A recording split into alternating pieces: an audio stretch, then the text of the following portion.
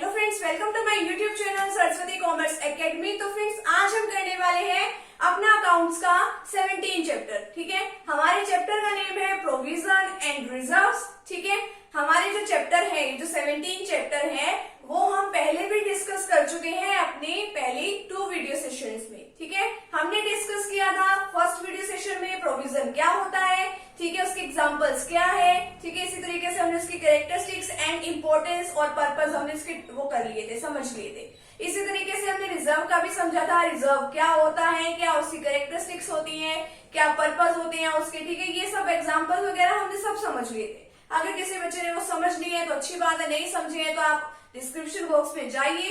ठीक है, वहां आपको प्लेलिस्ट मिलेगी, तो प्लेलिस्ट में आप इजीली वो समझ सकते हैं और आपको और भी चैप्टर्स की वहां पे प्लेलिस्ट मिलेगी। आप कोई भी टॉपिक जो है इजीली समझ सकते हैं अपने +1 अकाउंट से रिलेटेड। ठीक है, आप देखिए, जिसने वो समझे है ना, तो उसके लिए डिफरेंस कुछ भी नहीं है, उसको डिफरेंस आते भी होंगे। ठीक है, बहुत ही इजी है ये। ठीक है, तो फ्रेंड्स, अगर आप चैनल पे न्यू है तो चैनल को आप प्लीज सब्सक्राइब कर दीजिए और लाइक वीडियो को जरूर कर दीजिएगा और अपने फ्रेंड सर्कल में भी वीडियो को जरूर शेयर कीजिएगा।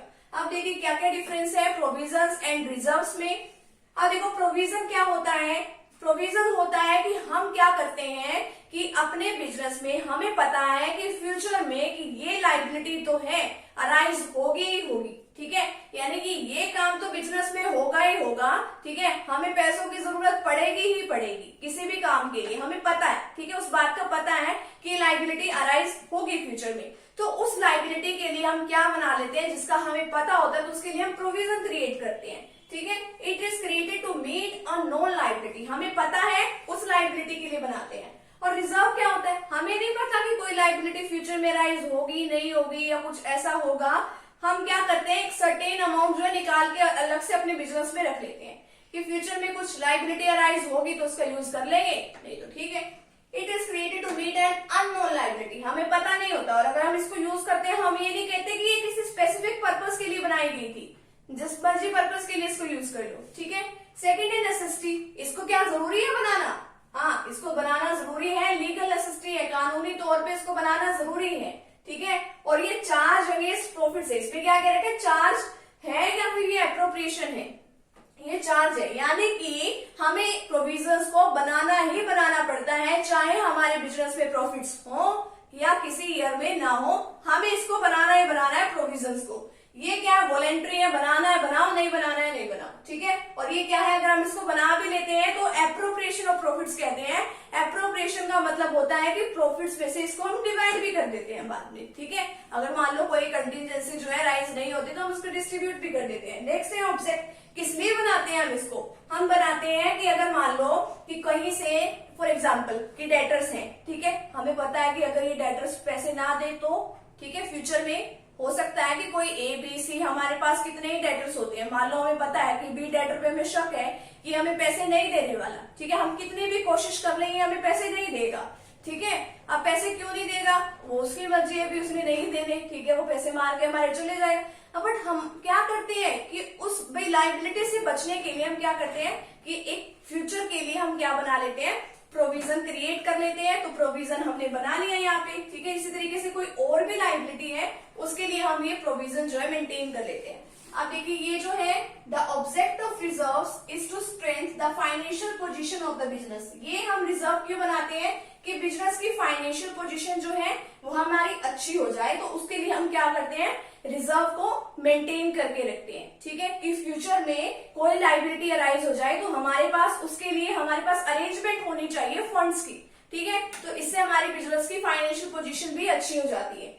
नेक्स्ट है इन्वेस्टमेंट आउटसाइड द बिजनेस। क्या प्रोविजंस को बिजनेस के आउटसाइड यानी कि बिजनेस के बाहर भी इन्वेस्ट किया जाता है, नहीं, प्रोविजन को नहीं किया जाता, बट जो हमारी रिजर्व है उसको इन्वेस्ट कर दिया जाता है बाहर, और उसको हम बोलते हैं रिजर्व फंड। ठीक है, नेक्स्ट है प्रेजेंटेशन इन बैलेंस शीट की। प्रेजेंटेशन किस तरीके से करते हैं बैलेंस शीट में, जो हमारी असेट्स होती हैं, मान लो हमारे डेटर्स हैं। ठीक है, बैलेंस शीट में हम किस तरीके से दिखाएंगे, असेट साइड में हमारी बैलेंस शीट इस तरीके से बनती है, यहाँ पे हमारी लायबिलिटी साइड होती है, ये हमारी असेट साइड होती है। ठीक है, अब इसमें जो हमारे मान लो डेटर्स है, तो डेटर्स में से जो भी हमने प्रोविजन बनाया है वो हम क्या कर देते हैं, लेस कर देते हैं। ये तो इस तरीके से दिखाया जाता है। रिजर्व किस तरीके से दिखाया जाता है, हमारे पास कंपनी की बहुत बड़ी बैलेंस शीट होती है, तो उसमें क्या होता है, इक्विटी एंड लायबिलिटीज होती हैं, ठीक है, उसमें शेयर कैपिटल होती है। सेकंड उसमें हेड आता है रिजर्व एंड सरप्लस, ठीक है, वो आपके पास प्लस 2 में आएगा, रिजर्व एंड सरप्लस, ठीक है, उसमें काफी सारे हम रिजर्व लिख लेते हैं, कैपिटल रिजर्व है,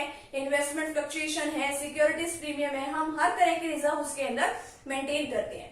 नेक्स्ट यूटिलाइजेशन फॉर डिविडेंड, क्या इसको प्रोविजंस को कि हम डिविडेंड को डिस्ट्रीब्यूट करने में क्या इसको यूज कर सकते हैं, नहीं, ये तो जिस पर्पस के लिए बनाया गया है, मान लो हमने मशीनरी हमने 10 सालों के बाद परचेज करनी है, इसलिए बनाया, तो उसी के लिए इसका यूज किया जाएगा, ठीक है। ये किसी भी शेयर होल्डर्स को डिविडेंड डिस्ट्रीब्यूट करने के लिए नहीं बनाया जाता, ठीक है। और इसका तो क्या है, किसी मर्जी पर्पस के लिए इसको यूज कर सकते हैं हम, ठीक है। It can be utilized for distribution as dividend among share holders, किसी भी पर्पस के तौर पे हम इसको यूज जो है कर सकते हैं। कोई इसके लिए स्पेसिफिक ये नहीं कि कोई स्पेसिफिक लायबिलिटी अराइज होगी तभी हम इसको यूज करेंगे, कोई भी पर्पस है हम इसको यूज जो है वो कर सकते हैं, ठीक है। तो ये है हमारा आज का वीडियो सेशन। आज का हमारा वीडियो सेशन यहीं पे खत्म होता है, जिसमें हमने डिस्कस किया कि प्रोविजंस एंड रिजर्व में क्या क्या डिफरेंसेस है, ठीक है। तो नेक्स्ट वीडियो सेशन में हम डिस्कस करने वाले हैं टाइप्स ऑफ रिजर्व, कि कौन कौन से रिजर्व के टाइप्स होते हैं। हमारा होता है रेवेन्यू रिजर्व, कैपिटल रिजर्व, ठीक है, हमारे उसमें आगे भी फर्दर टाइप्स होते हैं, ठीक है,